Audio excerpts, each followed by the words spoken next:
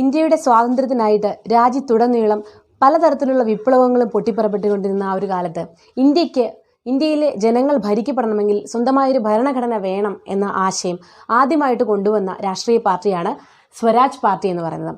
1923 ജനുവരി 1 Swaraj party രൂപീകൃതമാകുന്നത്. നമുക്കറിയാം C R Das അതുപോലെ തന്നെ മോത്തിലാൽ നെഹ്റു ഇവരൊക്കെ ചേർന്നിട്ടാണ് ഇങ്ങനൊരു പാർട്ടി സ്വരാജ് പാർട്ടി, കോൺഗ്രസിൽ നിന്നും വിഭിന്നമായ ചില അഭിപ്രായ വ്യത്യാസങ്ങൾ കൊണ്ട് അവരിങ്ങനൊരു പാർട്ടി രൂപീകരിക്കുന്നത്. 1923 ജനുവരി 1 സ്വരാജ് പാർട്ടി. ഇത് വളരെ ഇമ്പോർട്ടൻ്റ് ആണ്. കോൺസ്റ്റിറ്റ്യൂഷൻ്റെ ഭാഗത്തും അതുപോലെ തന്നെ നമ്മുടെ വിപ്ലവ പ്രസ്ഥാനങ്ങളുടെ ഭാഗത്തും ഒക്കെ, സ്വാതന്ത്ര്യ സമര പ്രസ്ഥാനങ്ങളുടെ ഭാഗത്തും സ്വരാജ് പാർട്ടി വളരെ ഇമ്പോർട്ടൻ്റ് ആണ്. 1923 ജനുവരി 1 സ്വരാജ് പാർട്ടി രൂപീകരിക്കുന്നത്. സ്വരാജ് പാർട്ടിയിലാണ് അവരുടെ പ്രവർത്തനങ്ങളെ, ഈ സ്വരാജിസ്റ്റുകളുടെ പ്രവർത്തനങ്ങളെ കൗൺസിൽ എൻട്രി എന്ന പേരിലാണ് അറിയപ്പെട്ടിരുന്നത്. അപ്പോൾ ഈ കൗൺസിൽ എൻട്രി എന്ന് പറയുന്ന അവരുടെ ആ പ്രോഗ്രാമുകളിലൂടെ അവർ ഒരുപാട് ആശയങ്ങൾ കൊണ്ടുവന്നിട്ടുണ്ട്. വളരെ കുറച്ച് കാലങ്ങൾ കൊണ്ട് തന്നെ ഒത്തിരി പ്രവർത്തനങ്ങൾ നടത്തുകയും എന്നാൽ വളരെ കുറച്ച് കാലം കൊണ്ട് ഒളിമങ്ങി പോവുകയും ഇല്ലാതായി പോവുകയും ചെയ്ത ഒരു പാർട്ടി കൂടിയാണ് സ്വരാജ് പാർട്ടി.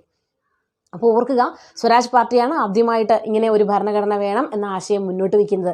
1923 ജനുവരി 1 സ്വരാജ് പാർട്ടി രൂപീകൃതമാകുന്നതെന്ന് ഓർക്കുക. പിന്നീട് നമുക്ക് ഓർക്കേണ്ട കാര്യം, ഇനി ഇന്ത്യൻ നാഷണൽ കോൺഗ്രസിൽ അപ്പോൾ ഇങ്ങനെ ഒരു ആശയം വന്നിട്ടില്ലേ അല്ലേ? ആ കാലഘട്ടത്തിലെ ഏറ്റവും പ്രധാനപ്പെട്ട സ്വാതന്ത്ര്യ സമര പ്രസ്ഥാനമാണ് Indian national Congress. Indian national കോൺഗ്രസിൽ 1935 ബോംബെ സെഷനിലാണ് ഡോക്ടർ രാജേന്ദ്ര പ്രസാദ് ആയിരുന്നു ആ സെഷൻ്റെ പ്രസിഡന്റ്. അപ്പോൾ അത് ഓർക്കണം. 1935 ബോംബെ സെഷനിലാണ് അങ്ങനെ ഒരു കോൺസ്റ്റിറ്റ്യൂഷൻ വേണം എന്നുള്ള അഭിപ്രായം ആദ്യമായിട്ട് വരുന്നത്, അങ്ങനെ ഒരു ഡിമാൻഡ് വരുന്നത്. എന്നാൽ കോൺഗ്രസ് ഒഫീഷ്യലി ആ ഡിമാൻഡ് ചെയ്യുന്നത് 1937 ഫൈസ്പൂർ സെഷനിലാണ്. നമുക്കറിയാം ഫൈസ്പൂർ സെഷൻ. അപ്പോൾ ഇവിടെ ഞാൻ പറയുന്നത് ഇന്ത്യൻ നാഷണൽ കോൺഗ്രസിനെ കുറിച്ച് വളരെ സ്ട്രക്ചേർഡ് ആയിട്ടുള്ള, ഓർഡേർഡ് ആയിട്ടുള്ള ഒരു വീഡിയോ നിങ്ങൾക്ക് വേണ്ടി ഞാൻ ചെയ്തിട്ടുണ്ട്. അപ്പോൾ അത് ഞാനിവിടെ സജസ്റ്റ് ചെയ്യുന്നുണ്ട്. ഉറപ്പായിട്ടും ആ വീഡിയോ ക്ലാസ് നിങ്ങൾ എല്ലാവരും കാണണം. വളരെ കൃത്യമായിട്ട് നിങ്ങൾക്ക് ഇന്ത്യൻ നാഷണൽ കോൺഗ്രസിനെ കുറിച്ച് പഠിക്കാനും അതിൻ്റെ പ്രസിഡന്റുമാർ ആരൊക്കെയായിരുന്നു പഠിക്കാനായിട്ട് നിങ്ങൾക്ക് ആ വീഡിയോ നിങ്ങളെ ഒരുപാട് സഹായിക്കും. 1937 ഫൈസ്പൂർ സെഷൻ, അതൊരു ഗ്രാമത്തിൽ വെച്ച് നടന്നൊരു സമ്മേളനമായിരുന്നു. ജവഹർലാൽ നെഹ്റു ആയിരുന്നു അതിൻ്റെ പ്രസിഡന്റ്. അപ്പോൾ ഈ ഒരു സമ്മേളനത്തിലാണ് ഒഫീഷ്യലി നമുക്ക് ഇന്ത്യക്ക് ഇങ്ങനൊരു ഭരണഘടന വേണം എന്ന് ഔദ്യോഗികമായിട്ട് ഇന്ത്യൻ നാഷണൽ കോൺഗ്രസ് ഒരു ഡിമാൻഡ് വയ്ക്കുന്നത്. അപ്പോൾ ഈ 3 കാര്യങ്ങൾ ഇമ്പോർട്ടൻ്റ് ആണ്. സ്വരാജ് പാർട്ടി 1923 ജനുവരി 1, 1935 ബോംബെ സെഷൻ, 1937 ഫൈസ്പൂർ സെഷൻ. അപ്പോൾ ഇങ്ങനെ ഇന്ത്യക്ക് കോൺസ്റ്റിറ്റ്യൂഷൻ വേണമെന്ന് പറയുന്നു. അപ്പോൾ അതിനുശേഷം ഈ ഒരു കോൺസ്റ്റിറ്റ്യൂഷൻ വേണമെന്നുള്ളൊരു ആശയം ബ്രിട്ടീഷുകാർ ഓഗസ്റ്റ് ഓഫർ എന്ന് പറഞ്ഞൊരു ഓഫർ അവർ കൊണ്ടുവരുന്നു.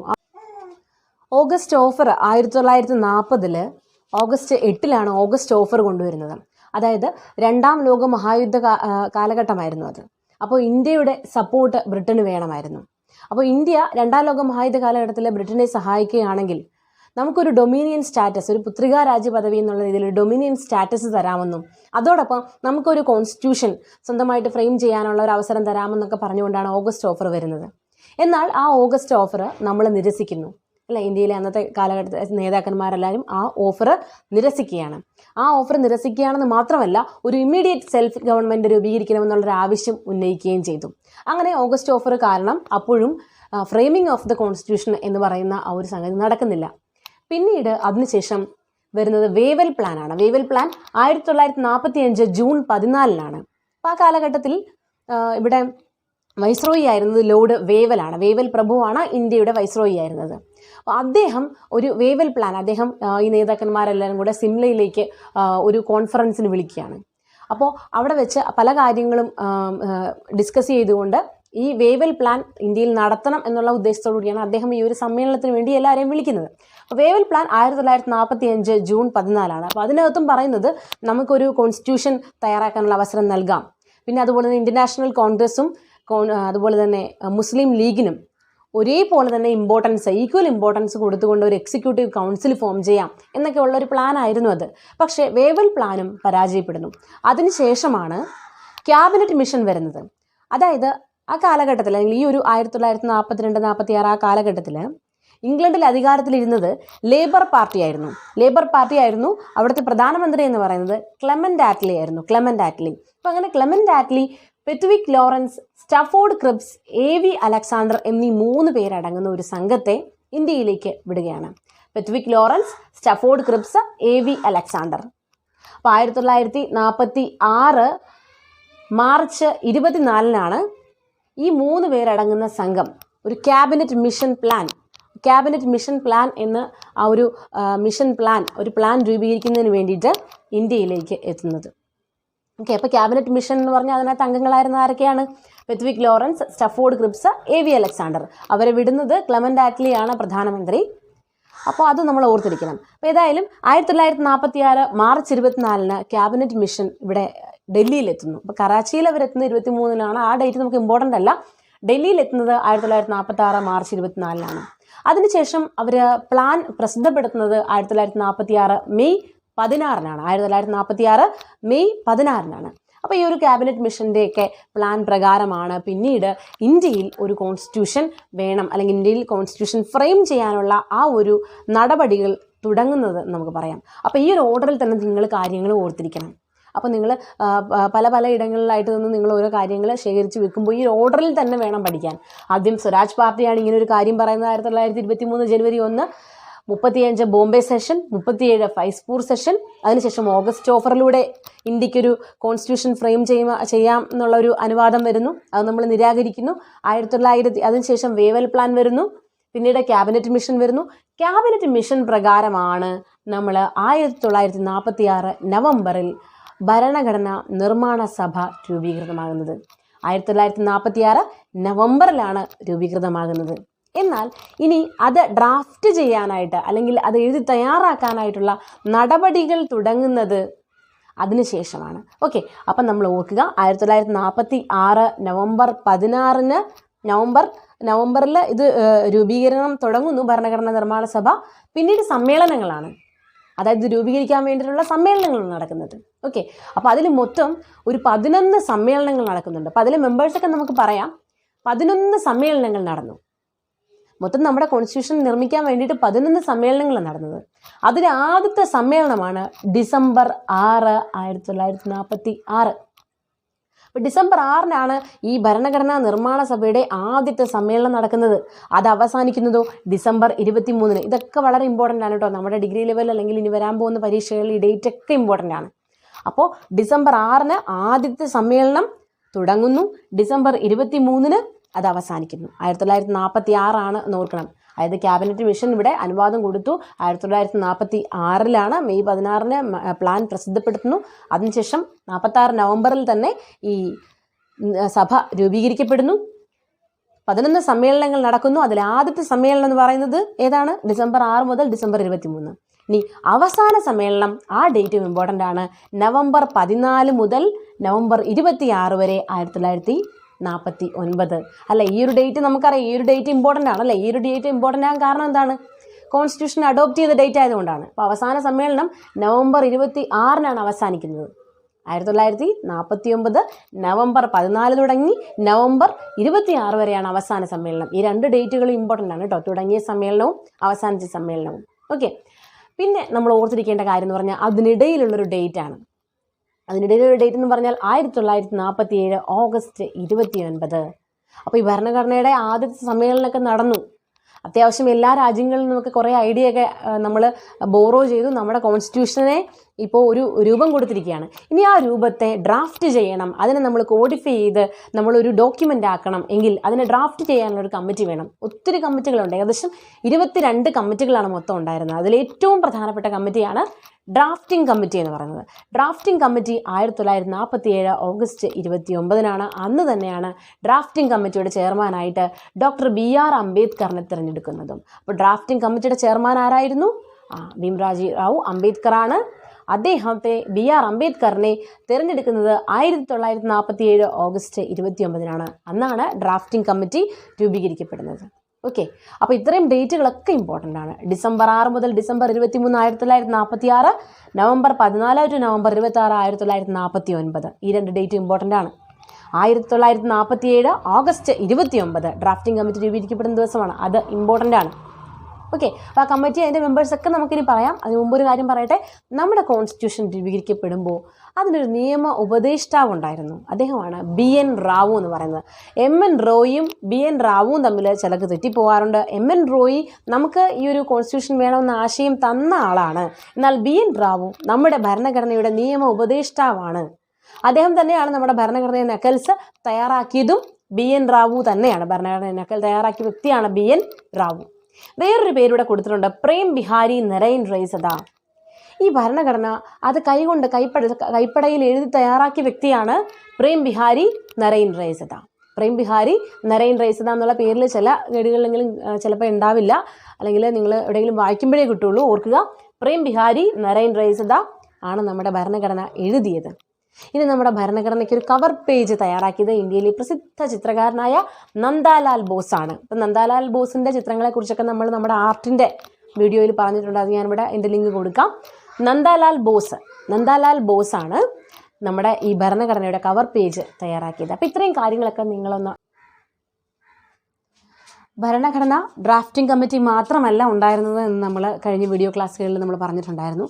അപ്പോൾ ഭരണഘടന ഡ്രാഫ്റ്റിംഗ് കമ്മിറ്റി യുടെ കൂടെ ഉണ്ടായിരുന്ന മറ്റ് 22 കമ്മിറ്റികൾ മൊത്തം ഉണ്ടായിരുന്നു, അല്ലെ? ആകെ 22 കമ്മിറ്റികളാണ് ഉണ്ടായിരുന്നത്. അതിലൊരു കമ്മിറ്റി മാത്രമാണ് ഡ്രാഫ്റ്റിംഗ് കമ്മിറ്റി. അപ്പോൾ അതുകൂടാതെ ഇമ്പോർട്ടൻ്റ് ആയിട്ട് ഞാൻ നിങ്ങളോട് പഠിക്കാൻ പറയുന്നത് 10 കമ്മിറ്റികളാണ്. ഈ 10 കമ്മിറ്റികളും പഠിച്ചിരിക്കണം. ഈ 10 കമ്മിറ്റികൾ ഇതിൻ്റെ ചെയർമാൻമാരായിരുന്നു. ഇത് ഉറപ്പായിട്ടും പഠിക്കണം, ഇത് ചോദിക്കും. അപ്പോൾ ആദ്യത്തെ നോക്കാം. Rules of procedure, steering committee, finance and staff committee, ad hoc committee on national flag. ഈ 4 കമ്മിറ്റിയുടെയും ചെയർമാനായിട്ട് തിരഞ്ഞെടുത്തിരുന്നത് ഡോക്ടർ രാജേന്ദ്ര പ്രസാദിനെയായിരുന്നു. അപ്പോൾ ഈ 4 കമ്മിറ്റിയുടെ പേര് ഓർക്കണം. Rules of procedure, steering committee, finance and staff committee, ad hoc committee on national flag. ഈ 4 കമ്മിറ്റിയുടെയും ചെയർമാൻ ആരായിരുന്നു? ഡോക്ടർ രാജേന്ദ്ര പ്രസാദ് ആയിരുന്നു. പിന്നെ ഞാൻ നിങ്ങളോട് പഠിക്കാൻ പറയുന്നത് 2 പ്രധാനപ്പെട്ട ഇമ്പോർട്ടൻറ്റ് കമ്മിറ്റികളാണ്. നമുക്കറിയാം GV മാവലങ്കാർ ആണ് നമ്മുടെ ആദ്യത്തെ സ്പീക്കർ, അല്ലേ? അപ്പോൾ GV മാവലങ്കാർ അങ്ങനെ വരാൻ തന്നെ കാരണം അദ്ദേഹം ഫങ്ഷൻസ് ഓഫ് കോൺസ്റ്റിറ്റ്യുവൻ്റ് അസംബ്ലിയുടെ ചെയർമാനായിരുന്നു. അതായത് നമ്മുടെ ഭരണഘടനാ നിയമനിർമ്മാണ സഭ എപ്പോഴൊക്കെ കൂടുന്നോ അതിൻ്റെ ഫങ്ഷൻസിനെ കൺട്രോൾ ചെയ്യുക എന്നുള്ള ചുമതല GV മാവലങ്കാറിൽ നിക്ഷിപ്തമായിരുന്നു. അതുകൊണ്ട് തന്നെയാണ് അദ്ദേഹം പിന്നീട് സ്പീക്കർ എന്നുള്ള പദവി വഹിച്ചതും. ഓക്കെ, അപ്പോൾ ഫങ്ഷൻസ് ഓഫ് കോൺസ്റ്റിറ്റ്യുവൻ്റ് അസംബ്ലിയുടെ ചെയർമാനായിരുന്നു GV മാവലങ്കാർ. പിന്നീട് സ്റ്റേറ്റ് കമ്മിറ്റി. ഇപ്പോൾ ഇത് നോക്കുക, നിങ്ങൾ ഇതിൻ്റെ റിലേഷൻ നോക്കൂ. State committee, union power committee, union constitution, ആ ഒരു കമ്മിറ്റി, 3 കമ്മിറ്റികളുണ്ട് ശരിക്കും. അതിൽ ഇമ്പോർട്ടൻ്റ് രണ്ടും ഇതാണ്. State committee, union powers committee, യൂണിയൻ്റെ പവറുകൾ, അതുപോലെ സ്റ്റേറ്റിൻ്റെ പവറുകൾ, ഇതിൻ്റെ ഈ കമ്മിറ്റി അതൊക്കെ തീരുമാനിക്കുന്ന കമ്മിറ്റിയുടെ ചെയർമാനായിരുന്നു ജവഹർലാൽ നെഹ്റു ആയിരുന്നു സ്റ്റേറ്റ്സ് കമ്മിറ്റിയുടെയും യൂണിയൻ പവേഴ്സ് കമ്മിറ്റിയുടെയും ചെയർമാൻ. അത് ഓർക്കുക.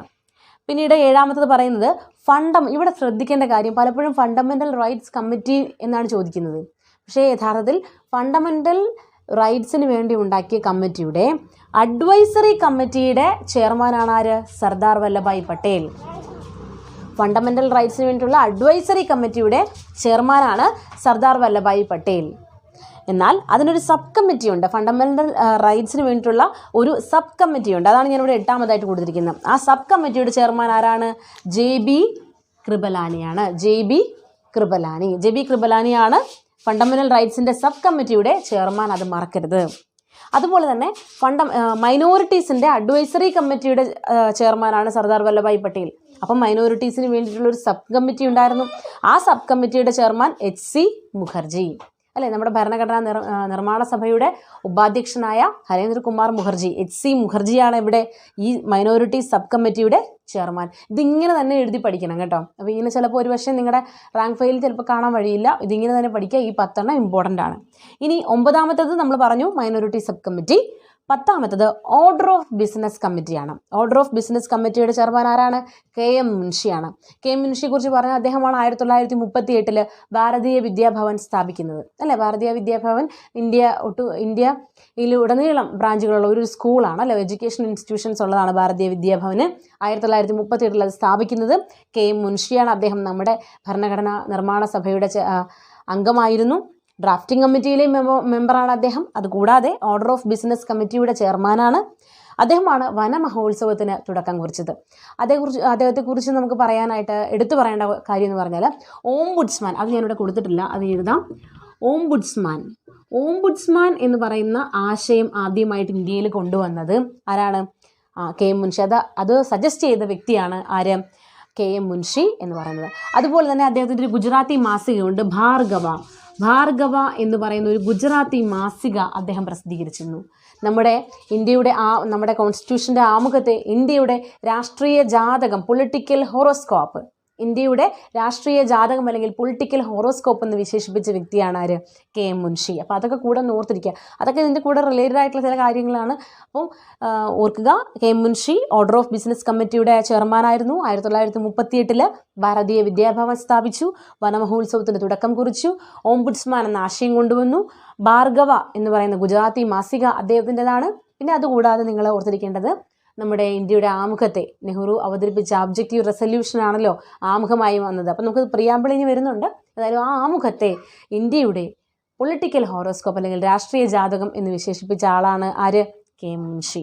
അപ്പം ഇത്രയും കാര്യങ്ങൾ ഓർത്തിരിക്കുക. അതിൽ പ്രധാനപ്പെട്ടത് നിങ്ങൾ തെറ്റാതെ ഓർത്തിരിക്കേണ്ടതാണ്, ഫണ്ടമെൻ്റൽ റൈറ്റ്സിൻ്റെയും മൈനോറിറ്റീസിൻ്റെയും അഡ്വൈസറി കമ്മിറ്റിയുടെ ചെയർമാനായിരുന്നു സർദാർ വല്ലഭായ് പട്ടേലെങ്കിൽ അതിൻ്റെയൊക്കെ ഫണ്ടമെൻ്റൽ റൈറ്റ്സിൻ്റെ സബ് കമ്മിറ്റിയുടെ ചെയർമാൻ JB കൃപലാനി ആയിരുന്നു.